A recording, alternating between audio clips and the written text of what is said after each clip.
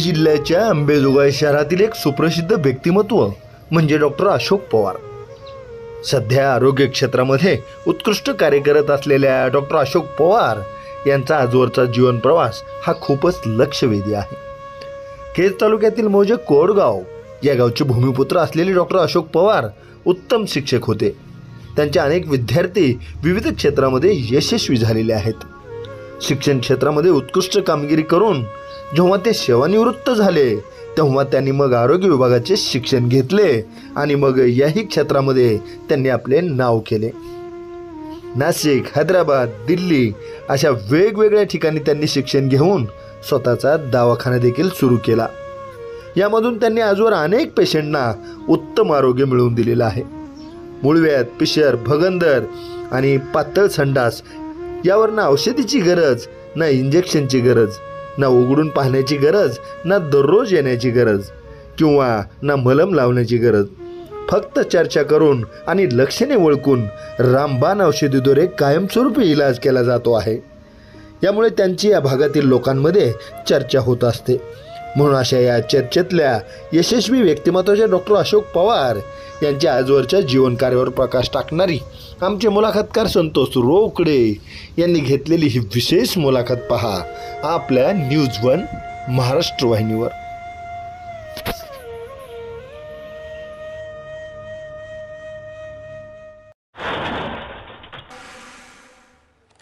माझं नाव डॉक्टर अशोक साहेबराव पवार, अंबेजोगाई, मोरेवाडी। माझा दवाखाना इथं घरीच आहे। नरेंद्र नावाचं घर आहे इथं, त्या घरामध्येच मी दवाखाना चालवतो सध्या। दवाखान्यामध्ये जे पाहतात आपण मूळव्याध, पिशर, भगंदर, पातळ शौच हे या बिमारीवर एकदम 100% उपचार आपण करतो। स्त्री रोग असो, त्वचा रोग असो, तोंड येणे, कंबर, मान दुखणे, पोट विकार असो, अगदी कोणतीही बिमारी असो आपण सहजरित्या ते हाताळू शकतो आणि त्याचा उपचार देऊ शकतो। जास्तीत जास्त आपला दवाखाना मूळव्याध आणि फिशरमध्ये फार चांगला चालतो। त्याच्यानंतर मी जे शिक्षण गेले त्याचे डिप्लोमे आपल्यासमोर आहे। हा आहे DEMS, diploma in electron homeopathy medicine and surgery. हा आहे नॅचरोपॅथी डिप्लोमा। हा आहे CCSD सर्टिफिकेट कोर्स होमिओपॅथी डिस्पेन्सिंग। हा आहे कपिंग थेरपी। 2 डिग्र्या 2 डिप्लोमे लावलेले नाहीत, ते हिजामा थेरपी आहे, ॲक्युप्रेशर आहे, ते काय आणखी त्याला लावलेलं नाही समजा। हे एवढं आपण शिक्षण घेतलं शिक्षक म्हणून निवृत्त झाल्यानंतर, आणि दवाखाना आणि लोकांची सेवा आपण करतो। बऱ्याच अशा मोठमोठ्या रोगावर सुद्धा आपण चांगल्या प्रकारे इलाज करतो, उपचार करतो आणि त्याच्यामध्ये सक्सेस पण आपल्याला भरपूर आहे।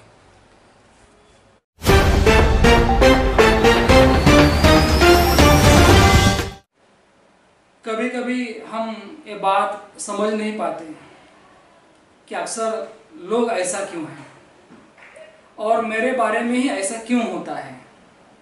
बस मैं कंफ्यूज हो जाता हूँ। चाहे कितनी ही बार मुझे जमाना रिफ्यूज करे मगर मैं चलता रहता हूँ। अगदी या कवितेतल्या ओळी काही लोकांना अगदी चपकस लागू होतात। त्यांना माहित नसतं की आयुष्यामध्ये काय आहे, काय होणार आहे। त्या विधात्याने मला जन्म दिलाय, मला भूमिका दिली, तर मी मला दिलेली भूमिका कणखरपणे निभावणारच। मग काही होऊ द्या। अगदी अशीच काही माणसं असतात। जसं आपण पाहतो की एखादं बागेतलं अशोकाचं झाड, याला फक्त एकच माहित असतं की आपण खूप उंच जावं आणि आकाशाला गवसणी घालावी, नव्हे आकाशाला स्पर्श करावा। कारण या अशोकाच्या आयुष्यामध्ये शोक नसतो आणि जरी शोक आला तर तो शोक मांडत नाही। असंच काही व्यक्तिमत्व काही लोकांमध्ये असतं आणि त्या व्यक्तीचं नाव जर अशोक असेल तर अर्थातच आपण जे ऐकताय ते खरं आहे। मी बोलतोय या ठिकाणी एका अशा भूमिपुत्राबद्दल की ज्याने आयुष्यभर संघर्ष केला, कधीच तक्रार केली नाही, काय गेलं काय आलं कधी पाहिलं नाही। एकच वाक्य होतं, जे इथं होतं ते मिळत गेलं, जे इथं नव्हतं ते मात्र निष्ठून गेलं। ही गोष्ट आहे केज तालुक्यातील कोडगाव या गावचे भूमिपुत्र सन्माननीय डॉक्टर अशोक पवार, परत अशोक पवार गुरुजी। म्हणजेच गुरुजींनी आयुष्यामध्ये 2 भूमिका निभावल्या। ते म्हणजे पहिल्या पार्टमध्ये गुरुजी आणि दुसऱ्या पार्टमध्ये डॉक्टर. पाहायचं आपल्याला की गावखेड्यातला तरुण शिक्षक कसे झाले आणि डॉक्टर सुद्धा कसे झाले. खऱ्या अर्थानं मी आजपर्यंत अनेक मुलाखती घेतल्या, परंतु एकाच व्यक्तीने 2 भूमिका निभावल्या अशी माणसं फार कमी भेटली, नव्हे भेटलीच नाही. आणि जी भेटली त्यातलं पहिलं व्यक्तिमत्व आपल्या समोर आहे, सन्माननीय डॉक्टर अशोक पवार सर. मुलाखतनामा या महाराष्ट्रातील लोकप्रिय कार्यक्रमात आपलं स्वागत. सुरुवात करूया अगदी या मुलाखतीच्या माध्यमातून तुमच्या गावापासून होतं नाही का. तर बीड जिल्हा आणि या जिल्ह्यातील केज तालुका आणि या तालुक्यातील कौडगाव हे आपलं मूळ गाव, जन्मगाव. तर काय सांगाल नेमकं की कौडगावच्या नेमक्या काय आठवणी आहेत? कारण गाव सुटलं आता खरं तर, पण आठवणी कायम आहेत. तर त्या काळातला तुमचा गाव, माणसं आणि तिथं गेलं ते प्राथमिक बालपण तुमचं आणि प्राथमिक शिक्षण सुद्धा. सर, फार जुन्या आठवणी द्या. माझा जन्म 10/2/1960 कोडगावमध्ये झाला आणि लहानाचं म्हणजे 10 वर्षापर्यंत मी कोडगावमध्येच होतो. आणि 1ली ते 4थीचं शिक्षण मी जिल्हा परिषद शाळेत घेतलं. तिथून पुढील शिक्षण मी अंबाजोगाई ते नूतन शाळेमध्ये घेतलं. पुढे SRT कॉलेजमध्ये कॉलेजचं जीवन संपवलं शिक्षण. तिथून पुढे व्यावसायिक शिक्षण म्हणून पहिल्यांदा मी MA केलं. MA नंतर पुन्हा मग मी हे झालं शिक्षणाचं. मला मेन ऐकायचं कौडगाव या गावातलं बाजू. अरे काय ती आठवणी विसरू शकत नाही सर. कौडगाव म्हणजे एकदम सुंदर गाव, सुंदर लोक, माझ्यावर तर खूप प्रेम करणारे लोक. काही लोकांनी माझी चौकशी नंतर गावातल्या लोकांनी केली तर गावातले लोक त्यांना म्हणू लागले की हा व्यक्ती देव माणूस आहे. म्हणजे इथपर्यंत मला त्यांनी उपाधी दिली. मी त्यांच्यासाठी काय केलं नाही, पण त्यांनी माझ्यावर खूप प्रेम केलं. असं म्हणतात की बालपण कधीच निष्ठू नये. हो सर. तर तुमचं जे बालपण गेलं त्या काळातलं, तुमचे तिथले खेळ असतील, तुमचे मित्र असतील, काय नेमका माहोल होता तो? एकदम छान माहोल होता सर. गाव एकदम चांगलं, सगळं त्या काळामध्ये पाऊस पाणी पण चांगला असायचा. आणि गावातले मित्र माझे, आम्ही गोट्या खेळायचं, विटीदांडू खेळायचं, कबड्डी खेळायचं, खूप खेळ खेळायचे, खेळायचे. जगाच्या पाठीवर कुठेही जाऊ द्या, पण मित्र मात्र कायम असेल. आजही गावात तुमचे मित्र आहेत का? आज पण गावात मित्र आहेत. बिचारे शेतामध्ये काम करतात, गरीब आहेत, परंतु मित्रांचे नाव ते आमचं रामदास म्हणून एक मित्र आहे, अशोक टोनगे म्हणून आहे, बरेच मित्र आहेत. बालासाहेब पवार म्हणून आहेत, श्रीमंत पवार म्हणून आहेत.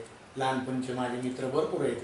त्याच्यानंतर ज्यांनी मला थोडं शिकवलं, थोडं ते शिवाजी पवार म्हणून आहे, माणिक पवार म्हणून ते वारले. पुन्हा बरेच काही व्यक्तिमत्व माझ्या म्हणजे संबंधात होते. सर, मला विचारावं वाटतं की लहानपणी कसे होतात तुम्ही? अगदी शांत होतात ते खोडकर होतात? नाही, लहानपणी तर मी खोडकरच होतो. खेळाडू म्हणजे खेळाचा स्वभाव असल्यामुळं आणि मला फक्त खरं काय आहे, खऱ्याचा मी सोबती असल्यामुळे काय लोक खोटं जर असलं तर मग मी म्हणजे ते भेटच नव्हतो. काही काय खोड्या केल्या नेमक्या? खोड्या म्हणजे काय सर, कुणी काय समजा अचानक शाळेमध्ये कुणी काही त्रास द्यायला लागलं तर मग काय बगैर कामाचा कुणी काय त्रास दिला तर सोडत नव्हतं मी. कातडीनं मारायचं. खोड्या करताना मग कधी शिक्षा झाली त्याची? खोड्या करताना म्हणजे त्या लोकांनी तर ज्याच्याशी खोड्या केल्या त्यांनी मला काहीच केलं नाही, परंतु घरून थोडस दाब वगैरे पडत होता. बरं सर, एक विचारावं वाटतं की त्या काळामध्ये तुम्ही अभ्यासात कसे होता? म्हणजे अभ्यासाची गोडी नंतर लागली का सुरुवातीलाच होती? सर, ते आम्हाला पवार शिक्षक म्हणून, अर्जुन पवार म्हणून होते गावातले, जिल्हा परिषद शाळेला शिक्षक होते, अतिशय उत्तम शिक्षक होते. त्यांच्यामुळे मला अभ्यासात गोडी लागली खरी.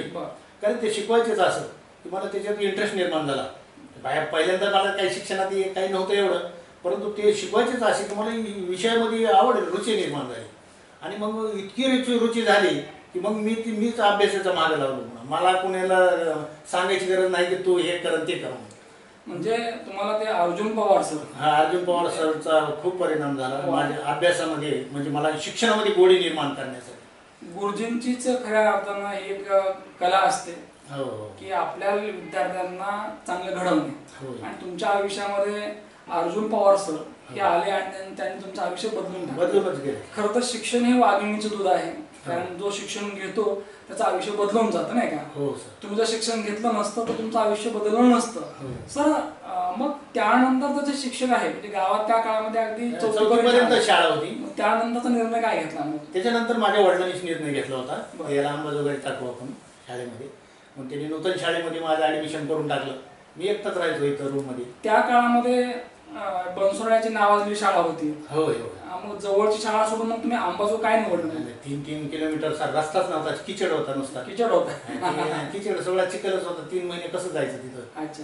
हा मोठा प्रश्न. आणि मग तुम्ही तुमच्या वडिलांनी ठरवलं की आता आपण अशोकला अंबाजोगाईला घालू. नूतन शाळेमध्ये ज्या वेळेला सुरुवातीला अंबाजोगाईला आलात, हो, गाव नवखं, गाव शहर मोठं नाही का, काय वाटलं त्यावेळी नेमकं? काय सगळं इथं म्हणजे शहर असल्यामुळं एकदम सगळं नवीन नवीन वाटायला लागलं होतं.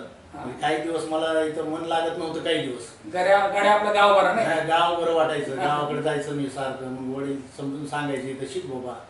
मग इथं काय, इथं पण मला असं झालं की अर्जुन पवारने जे संस्कार घातले की शिक्षणात गोडी निर्माण झाली. तर मग मला ते अंबाजोगाईला मला फक्त वेळ आहे की शिक्षणात कशी गोडी, काय अभ्यास करायचा, काही नाही मला कोण सांगणार नव्हतं. आणि आमच्या वेळेस ट्युशन पण नव्हत्या. 5वी ते 10वीचं जे शिक्षण आहे तुमचं इथलं, इथले लाभले तुमचे गुरुजन, तुमचे मित्र असतील, एकूणच या अंबानगरीमध्ये 5 ते 10चं आयुष्य कसं होतं नेमकं ते सांगा. आयुष्य एकदम चांगलं होतं. शिक्षण तर उच्च दर्जाचं होतं सर. शिक्षणाला दुसरं पुन्हाच अंबाजोगाईला म्हणत होते. इतकं शिक्षण उत्कृष्ट होतं की तसं शिक्षण आता कधीच लाभणार नाही दुसऱ्या विद्यार्थ्यांना. इतकं छान प्रत्येक विषयाला एकदम टॅलेंटेड शिक्षण. नवीन काय वाटलं इथं नेमकं? इथं नवीन आल्यानंतर काय होतं सर की इथं नवीन असं मला काही एवढं विशेष वाटलं नाही. की म्हणजे कसं आहे, मला शिकायचं होतं फक्त. आणि दररोज शाळा करायची, अभ्यास करायचा, बरं का, एवढंच फक्त विशेष हो. आणि थोडं चित्रपट वगैरे बघायचा नाद होता, एवढंच. ते दुसरं काही नाही. आणि खेळामध्ये लहानपणापासूनच खेळामध्ये, म्हणजे शालेय शिक्षण सुरू असताना चित्रपटाचं पण आवड होतं? हो, खूप सोडायचं ना पिक्चर सोडायचं नाही. पिक्चर पाहणं काही वाईट नाही, चांगलंच आहे खरं तर. पिक्चर पाहून मी परीक्षा दिल्या पण फसला झालो. बरं. तसं काही नाही. म्हणजे त्या काळामध्ये पिक्चर पाहण्याला पण वेळ होतो. हा, पिक्चर पाहण्याचं वेळ, खेळाचं वेळ. विचारतो, इतके पिक्चर पाहिले तुम्ही, तुम्हाला आवडला पिक्चर कोणता? बॉबी पिक्चर आवडला त्या काळात? त्या काळातला बॉबी पिक्चर आवडला मला खूप. पिक्चर शोले, त्याच्यानंतर शोले पिक्चर सुंदर. सुंदर हे दोन पिक्चर. आणि तुम्हाला खेळाची पण आवड होती? खेळाची, क्रिकेट खेळायचं. क्रिकेट तसं मी हॉलीबॉल शाळेमधून असताना हॉलीबॉल प्लेअर आहे, कबड्डी प्लेअर आहे, खो खो प्लेअर आहे. परंतु क्रिकेटमध्ये मला जास्त इंटरेस्ट होता. त्या काळामध्ये असं काही ठरवलं होतं का की आपल्याला अमुक व्हायचं बुवा असं? त्या काळामध्ये 10वी पर्यंत तर काहीच ठरवलं नव्हतं सर मला काय करायचं आणि काय नाही. उगाच शिकत राहायचं. शिक्षण मला मध्ये खूप आवड होती. मी 3-3 घंटे त्या हत्तीखान्यामध्ये जाऊन बसायचो सर, एकटा अभ्यास करत. म्हणजे ते वाचनातच मला इतकी गोडी वाटायची. परीक्षा तर अशी कदाचित तुम्हाला एक माहित झालं असेल की वाचक तोच वाचक नाही का, आणि तुम्ही वाचत गेला. वाचनाची खूप आवड. 10वी नंतरचं मग कॉलेज लाईफ कुठं होतं? 10वी नंतर मी त्या अंबाजोगाईलाच SRT कॉलेजमध्ये ॲडमिशन घेतलं 11वीला. तसं तर माझ्या वडिलांनी 10वी सांगितलं नाही. एक विचारायचं वाटतं की एक काळ असा होता की तुम्हाला असं वाटत होतं की वडिलांना रिक्वेस्ट पण केली, तुम्हाला डॉक्टर व्हायचं होतं. हो. असं काय झालं नेमकं की तुमचं ते स्वप्न त्यावेळेला तात्पुरतं थांबलं? हा, त्याचं एक कारण झालं सर. वडिलांनी 10वीलाच लग्न करून दिलं होतं. मला 12वीला तर मुलगी झाली होती. 12वी पास झाल्यानंतर मी वडिलांनी म्हटलं की मला DHMS बीडला आहे डॉक्टर, मला तिथं पाठवा तुम्ही. तर ते काय झालं, 2 वर्ष फॅमिली म्हणजे लग्न झालं, 2 वर्ष लेकर झाले, ती घरगुती कलह निर्माण झाला. आणि वडिलांना काही इंटरेस्ट वाटत की याला पाठवा म्हणून. मग ते म्हणले काय मी काय पाठवू शकत नाही, इथं ॲडमिशन घेतलं. म्हणून मी पुन्हा आर्ट साईडला ॲडमिशन घेतलं. फर्स्ट इयर सेकंड इयर केलं. पुन्हा बऱ्याच जीवनात बऱ्याच कलाटण्या. लग्न झाल्यानंतर अगदी कमी वयात लग्न झालं आणि तिथून तुम्ही शिक्षण थांबवलं नाही. बऱ्याच वेळा काय असतं की खांद्यावर जो पडलं की हातातला पेन गळून पडतो. तर तुम्ही मात्र पेन घट्ट ठेवला असत आणि अभ्यास करत गेलात आणि पाहता पाहता व्यवसाय शिक्षण पूर्ण केलं BEdचं. तर एक विचार असं वाटतं की as a teacher, as a शिक्षक म्हणून तुमचा रोल खूप महत्वपूर्ण आहे. कारण बाकी पाहण्यापेक्षा माणसाची फक्त भूमिका चेक करायची फक्त नाही का. तर आम्हाला ऐकायचं की अशोक पवार गुरुजी म्हणजे सर म्हणून किती वर्ष काम केलं, कुठला विषय होता, कशा प्रकारे अध्यापन केलं, कसे विद्यार्थी घडवले, आम्हाला ते ऐका. सर माझं शिक्षण MA BEd झालेलं आहे. माझी नियुक्ती तर मुकुंदराज शाळा अंबाजोगाई या हायस्कूलला नियुक्ती झाली.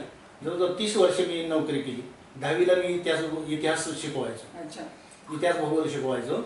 आणि म्हणजे ती माझ्या रक्तातच होतं की जे मी काय करणार आहे ते मी मनातूनच करणार. अच्छा. अगदी रक्ताचं पाणी करून विद्यार्थ्याला माझा तसल्या एरियामध्ये शाळा एवढे एरिया बरोबर नव्हता, गोरगरीब लोकांची ती वस्ती होती, तरी पण 97-98% सगळ्या रिझल्ट आहे माझं. ते शाळेत जाऊन तुम्ही तपास. पवार सर, आम्हाला तुमचा जो काही कार्यकाळ आहे तो जवळपास माहीत आहे की तुम्ही खूप चांगलं अध्यापन करायचात, विद्यार्थी घडवायचात. आम्हाला एक विचार असं वाटतं की त्या 30 वर्षामध्ये म्हणजे आपले विद्यार्थी घडले पाहिजेत यासाठी आपण काय काय केलं, म्हणजे काय मेहनत घेतली, आम्हाला ते ऐकवा. सर काय की मी मुलांना काय करायचं, ग्रहपाठामध्ये कशात जे कमी पडत असले तर त्यांना मी काय एवढं हे करत नव्हतं. परंतु मला जे करायचं ते मी वर्गातच करून घ्यायचो. रिकाम्या जागा असो, जोड्या असो, चूक किंवा बरोबर असो, किंवा ते नकाशा भरायचा असो, ते मुलांना वर्गातच मी पाठ करून घ्यायचो. आणि त्यांना एक विशिष्ट प्रकारच्या अभ्यासाची दिशा द्यायचो मी. म्हणजे काय दिशा ती माझ्या ह्याच्याप्रमाणे द्यायचो मी. कधी कधी असे बरेच पुस्तकं वाचायचे. कोहिनूर गाईड एक आहे बघा, कोहिनूर, फक्त कोहिनूर. बाकी मी नवनीत वगैरे काय असं ते सगळेच वाचले होते. पण कोहिनूरचा मी स्वतःच अगोदर स्टडी केली आणि पोरांना सांगितलं इतिहास भूगोल पोरांवर बंद करा, पुस्तक घेऊ सुद्धा नका. मी जी शिकवते ती लक्ष देऊन ऐका, फक्त मी करतोय तसं हे करा, तुम्ही अभ्यास करा. कोहिनूरवर 96% मार्क मिळालेले विद्यार्थी आहेत. सर, इतिहास हा विषय वेगळा आहे. इथं अगदी ऐतिहासिक प्रसंग असतात, व्यक्तिरेखा असतात, नाही का, सण सणावळे असतात. आणि भूगोल दुसरा वेगळा विषय आहे, परत त्याला नागरिकशास्त्र आहे. अगदी वेगवेगळी मांडणी करता येईल, नाही का. तुम्हाला सगळ्यात जास्त कुठला विषय आवडला, म्हणजे भूगोल, इतिहास का नागरिकशास्त्र? ह्याच्यामध्ये मला सगळ्यात जास्त आवडणारा विषय भूगोल आहे सर. अच्छा. परंतु खरं माझी रुची लहानपणापासून इतिहासमध्ये आहे, पण शिकवत असताना मला ते विषय देण्यात आला. बऱ्याच वेळेला आम्ही ऑब्झर्व केलेलं आहे की भूगोल विषय आवड वाटतो, नाही का, तिथं आकृत्या वगैरे असतात, बाकी बरंच असतं, नाही का. ते शिक्षकाची मेहनत आहे सर. शिक्षकाची शिक्षणानं जर केलं तर एकदम सुपर विषय भूगोल. विषयाच्या व्यतिरिक्त जे जगणं असतं, म्हणजे विद्यार्थ्यांना आयुष्यामध्ये उभा करण्यासाठी एक मेहनत आपल्याला घ्यावी लागते. म्हणजे त्याला म्हणायचं आयुष्याचं खरं तर एक गणित आपल्याला मांडता आलं पाहिजे. तर त्या एक विद्यार्थ्यांना चांगली शिस्त, चांगलं वळण लावावं यासाठी आपण काय प्रयत्न केले? सर कसं आहे, शाळेमध्ये आल्यानंतर म्हणजे ते विद्यार्थ्यांना वर्गात कसं बसायला पाहिजे, कसं वागायला पाहिजे, कसं बोलायला पाहिजे, आईवडिलांचं काय कसं ऐकायला पाहिजे, शाळा बुडवू नये, किंवा अभ्यासाचं त्यांना मी टाइम टेबल करून देत होतो सर. सकाळी केव्हा उठा, या टायमिंगमध्ये अभ्यास करा, बाकी संध्याकाळचा टाइम मी लिहून देत होतो. ती टाइम टेबलच त्यांना तयार करून देत होतो. कधी तुम्हाला अभ्यास करायचा आहे, कधी उठायचं आहे, कधी लिहायचं आहे आणि कधी वाचन करायचं आहे, हे सगळं टाइम टेबल मी करून देत होतो. तसं तुम्ही करा आणि तुम्हाला कधीच काही प्रॉब्लेम येणार. काय प्रॉब्लेम आला तर आम्ही आहेत. बऱ्याच वेळा काय असतं की जर आपल्या खाजगी आयुष्यामध्ये काही घडलं तर त्याचा परिणाम आपल्या कामावर होतो, पण तुमच्या कामावर तो परिणाम कधी झाला नाही सर. माझ्या कामावर माझ्या खाजगी आयुष्यामध्ये फार उलथापालथ आणि फार डिस्टर्ब कुटुंब, परंतु त्याचा माझ्या ड्युटीवर एवढाही परिणाम झाला नाही. 1% झाला. मी शाळेत गेलो की एकदम सुपरमॅनच, तसला काही नाही परिणाम. बाहेर आलो ना, शाळेतून आलो ना घरी, मग ती असायचं थोडंफार. अच्छा. मग आयुष्यभर या ठिकाणी एक रोल तुम्ही निभावला की उत्तम प्रकारे अध्यापन केलं. आम्हाला एक विचार असं वाटतं की तुमच्या आणि सहकार्याचे मग संबंध कसे असायचे, कारण आम्ही ते ऐकले की तुम्ही अगदी मनसोक्तपणे जगलात. करत सगळे सहकार्य, जेवढे सहकारी आहेत, हेडमास्टर असो, शिक्षक असो, शिक्षिका असो, अतिशय उत्तम माझे सगळ्याशी संबंध होते, एकदम टॉप. 30 वर्षाच्या सेवेनंतर अशोक पवार गुरुजी निवृत्त झाले. ते प्रत्येकाला व्हायचं असतं वयाच्या 58व्या वर्षी, नाही का. 58 वर्ष झाले की तुम्हाला सेवेतनं बाहेर पडायचं असतं. आणि एक भूमिका संपली खरं तर, परंतु दुसरी भूमिका तुमची वाट पाहत होती. तसं तर रिटायर झाल्यानंतर आता आम्ही काहीच करणार नाही, तर आता आमचं काहीच नाही, आम्ही भरपूर केलं, लय केलं, अशी भावना असते. परंतु तुम्ही मात्र अगदी एखाद्या विशीतल्या तरुणाप्रमाणे अगदी उठलात आणि परत कामाला लागलात. आणि तुमचं जे स्वप्न होतं की आपल्याला कुठतरी डॉक्टर व्हायचे, नाही का, काय नेमकं म्हणजे डॉक्टर होण्याची संकल्पना काय नेमकी ते सांगा. ते डॉक्टर मला लहानपणापासूनच आवडायचं की लोकांची सेवा करायची, त्यांना रोगातून बाहेर काढावं, आणि मला त्याच्यात खूप इंटरेस्ट होता. पण ते बनता आलं नाही. पण ज्यावेळेस रिटायरची 1 वर्ष शिल्लक होतं त्यावेळेस मी विचार करू लागलो की आता तर मला काही अडचण नाही, मग ह्याच्यात मी ह्या वयामध्ये कोणता काय करू शकतो, मेडिकलमध्ये कसा डॉक्टर बनू शकतो याचा शोध घ्यायला लागलो. इंटरनेटवर. त्यावेळेला naturopathy MD diploma in naturopathy हा पोस्टल कोर्स होता, 1 वर्षाचा डिप्लोमा होता नाशिकला. तिथं मी ॲडमिशन घेतलं, पोस्टलच केलं. इकडं ड्युटी चालू होती, तिकडे पोस्टल चालू होतं. आणि इकडं ड्युटीतून मुक्त झालो, तिकडं मला TA डिग्री माझ्या हातात पडली, डिप्लोमा. म्हणजे डॉक्टर ही पदवी लागली मला कायद्यानुसार. म्हणजे एका जावं दुसऱ्याने यावं असं काम झालं नाही का? हे रिटायरमेंटच्या टायमालाच हे 2 एकदाच मी हासिल केलं. पण तेवढं मी थांबलो नाही. म्हटलं याच्यामध्ये आपल्याला आणखीन काय करायचं, आपली इथं दवाखाना घालायची, लोकांची सेवा करायची, आपल्याला दुरुस्त करायची. आपल्याला खूप इंटरेस्ट आहे. मला साधं बी काही कोणतरी मिळालं मेडिकल फील्डमध्ये, मी त्याचं सोनं करील नक्की, हे मला आत्मविश्वास होता. म्हणून मी ती शोधत गेलेला असताना मला एक डिप्लोमा इन कपिंग थेरपी दिल्लीला होती. ती 15 दिवसाचीच होती. ते जाऊन 15 दिवस मी दिल्लीला केलं. ती डिग्री म्हणजे ते डिप्लोमा मला मिळाला. त्याच्यात बरेच रोग, म्हणजे रक्त सर्क्युलेशन होतं त्या थेरपीनं. बरेच रोग त्याच्यात, कंबर आहे, मान आहे, पाठ आहे, मांडी आहे, पिंडरी आहे, हे बरोबर क्युअर होतात 10 मिनिटात 12 मिनिटातच. ते शिकून आलो मग ते. पुन्हा मग तेवढे थांबले, पुण्याला जाऊन ॲक्युप्रेशर केलं सर. ते पण 15 दिवसाचंच होतं. ते ॲक्युप्रेशरचे पॉईंट आहेत, ते पॉईंटचं शिक्षण घेतलं. महत्त्वाचे फार पॉईंट आहेत, परंतु आता मला या वयामध्ये एवढं काही होणार नाही म्हणून महत्त्वाचं मी एकदम त्याच्यात पण टॅलेंट मी निर्माण केलं. आणि मग आणखीन एक हैदराबादला एक कोर्स आहे हिजामा थेरपी म्हणून, त्याला ब्लड थेरपी म्हणतात. ती 1 वर्षाचं होतं सर. तिथं ॲडमिशन घेतलं आणि ते पण मिळालं मला. मग ते मिळाल्यानंतर मी 2020ला दवाखाना टाकला. अशा रीतीने एक शिक्षक डॉक्टर झाले नाही का? 30 वर्ष ॲज अ शिक्षक म्हणून, ॲज अ टीचर म्हणून काम केलं, बेस्ट काम केलं, वेल परफॉर्मन्स नाही का? आणि त्याच्यानंतर मग या ठिकाणी पुढचा प्रवास सुरू झाला, म्हणजे वैद्यकीय क्षेत्रातला. आणि आज या सेवेला सुद्धा जवळपास 4 ते 5 वर्ष झाली का? 5 वर्ष. एक विचारावं वाटतं की तुमची जी डिग्री आहे DEMS ND काय डिग्री? ते diploma in electro homeopathy medicine and surgery हा 2 वर्षाचा डिप्लोमा आहे. ते पण मी आता 2 वर्षाखाली केला. अच्छा. ते हैदराबादला केलं, ॲडमिशन घेतलं आणि ऑनलाईन क्लास केले. सेवानिवृत्तीनंतर सर आपण नाशिक, दिल्ली, हैदराबाद, पुणे. मला असं वाटतं की एखाद्या तरुणाला जरी म्हटलं की एवढं तू फिरशील का शिकत, तो म्हणून नको, बरे आपलं चालले तिथे का? मग अगदी तुम्हाला कंटाळा नाहीये खरं तर. म्हणजे असं म्हणतात की ज्याच्यामध्ये कंटाळा आहे तो काहीच करू शकत नाही. तर एक विचार असं वाटतं की हा फ्रेशनेस कुठून आला खरं तर नेमका? नाही जर सर एखादा मनात जर इच्छा असली ना, बळकट इच्छा असली तर काही सगळे सोपं. इच्छा तिथे मार्ग, इच्छाशक्ती पाहिजे आणि आपल्या स्वतःवर विश्वास पाहिजे सर. लोक तर काही म्हणतात, मास्तर शिक्षक कुठं डॉक्टर होते का म्हणतात. आता त्यांना काय बोला, अरे होते बाबा, तुम्ही बघतच नाही काय, तुम्हाला इंटरेस्ट पाहिजे.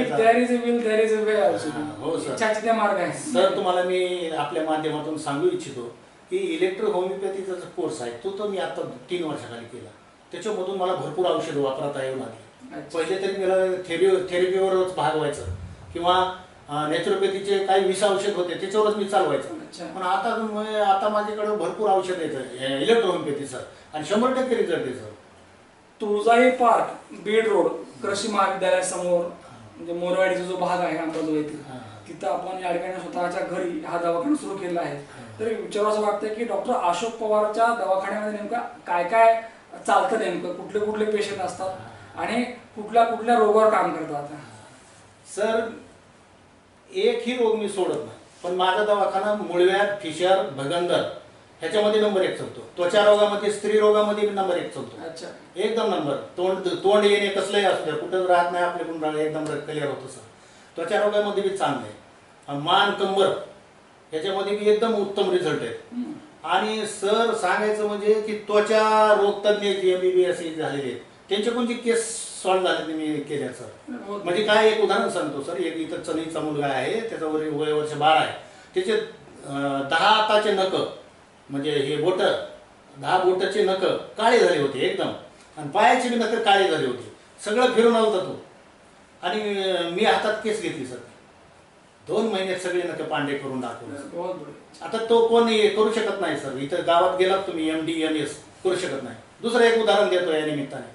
एक माझ्याकडे 32 वर्षाची स्त्री आली सर.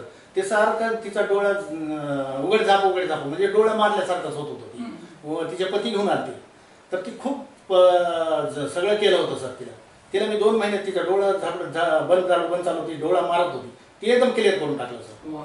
आणि मुळव्याधमध्ये तर कुणी हात खाली म्हणजे गेलं तर भगंदरची 80,000 फीस आहे सर, मुळव्याची 30,000 फीस आहे, फिशरची 30,000 फीस आहे.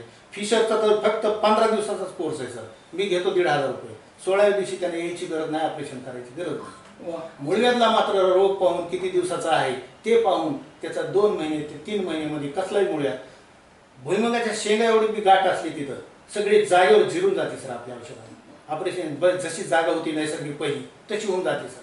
पेशंटच्या आयुष्यातला शोक दूर करणारे डॉक्टर अशोक पवार, मी असं म्हणलंय काय. कारण कुठलीही व्यक्ती या ठिकाणी जेव्हा येते आपल्याकडे आजार घेऊन बेजार झाली असते, दुःख असतं नाही का, पैसे किती पण जाऊ द्या पण बरं झालं पाहिजे, असे आजवर अनेक पेशंट दुरुस्त केले. खरं तर काय वाटतं नेमकं आता सर, इतके लोक दुरुस्त झाले, इतके लोकांचे ऑपरेशन टळले, टॉन्सिलचं ऑपरेशन टळतं आपल्याकडून, इतके ऑपरेशन टळले. त्यांच्या पैशामध्ये म्हणजे पैसे तर कमीच लागले त्यांना, आणि त्याच्यामुळे त्यांचे पाहुणे त्यांचे मित्र परिवार सगळे मला घरी घरी पाठवून देतात ते पेशंट, आणि त्याच्यावर खूप आनंद वाटतो मला. पैसा तर मला मिळालाच मिळाला. सेकंड इनिंग मध्ये काम करताना म्हणजे रिटायरमेंट नंतर या ठिकाणी पत्नी आणि घरच्यांची साथ पाहिजे. मला असं वाटतं की तुमच्या सौभाग्य होती, तुमचा मुलगा तुम्हाला सपोर्ट करतो नाही का.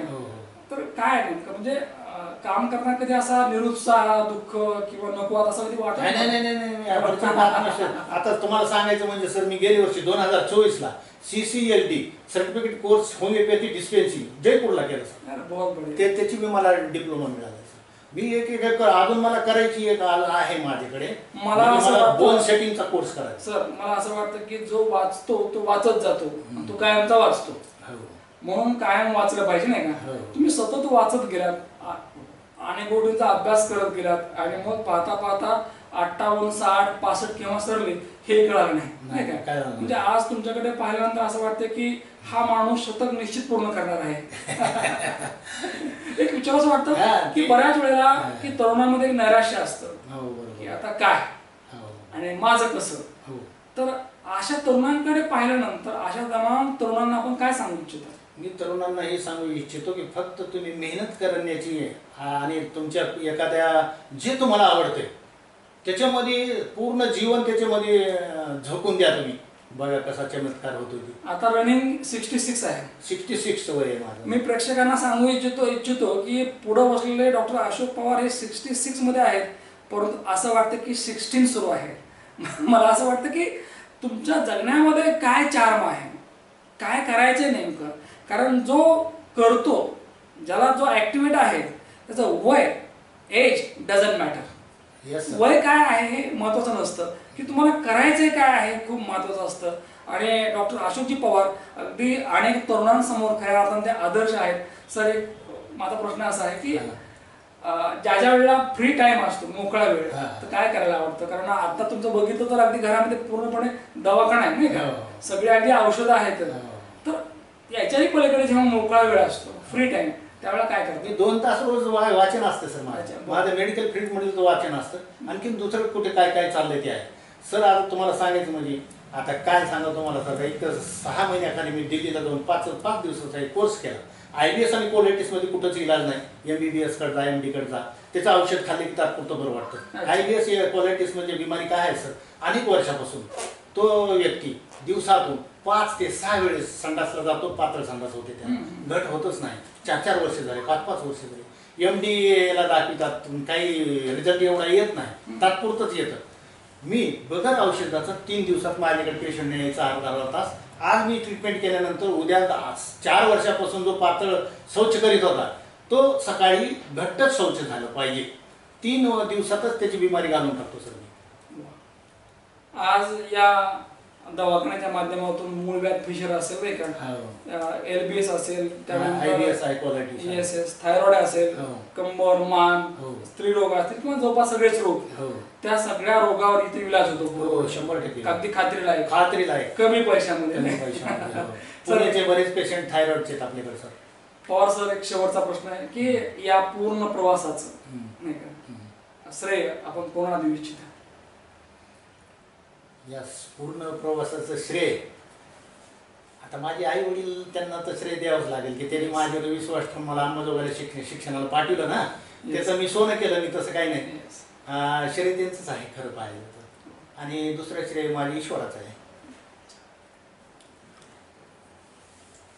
लिव्ह अँड लेट लिव्ह, जगा आणि जगू द्या. हो सर. मला असं वाटतं की जगा आणि जगू द्या या उक्तीप्रमाणेच या ठिकाणी डॉक्टर अशोक पवार चालतायत. कारण या आयुष्यामध्ये दुःख खूप आहे, त्या दुःखाचं निवारण पूर्ण होईल की नाही माहीत नाही. आणि कुठलीही व्यक्ती असू द्या, श्रीमंत असो गरीब असो, अगदी प्रत्येक व्यक्तीच्या अंतःकरणात दुःख दडलेलं आहे. परंतु या दुःखावर आपल्याला मात करता आली पाहिजे, या दुःखाला फुंकर घालता आली पाहिजे. आणि मग खऱ्या अर्थानं आपण जर चालायला सुरुवात केली तर ही सगळी दुःख अगदी क्षणात विरघळून जातात, गायब होतात आणि शिल्लक राहतो तो म्हणजे तुमचा परफॉर्मन्स.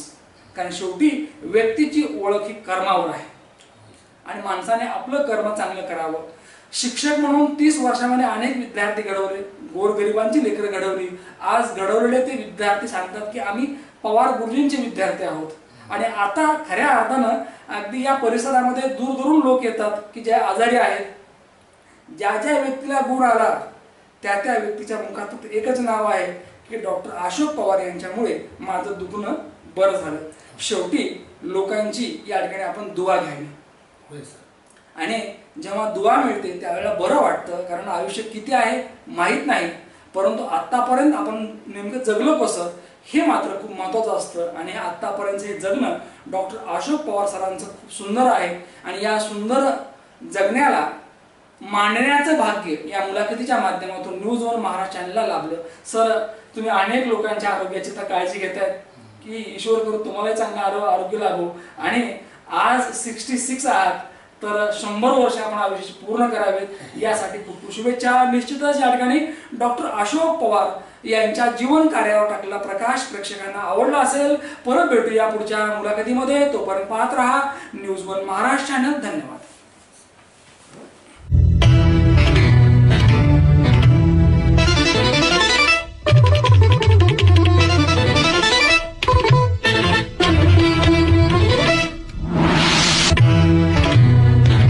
न्यूज वन महाराष्ट्र, आवाज महाराष्ट्राचा.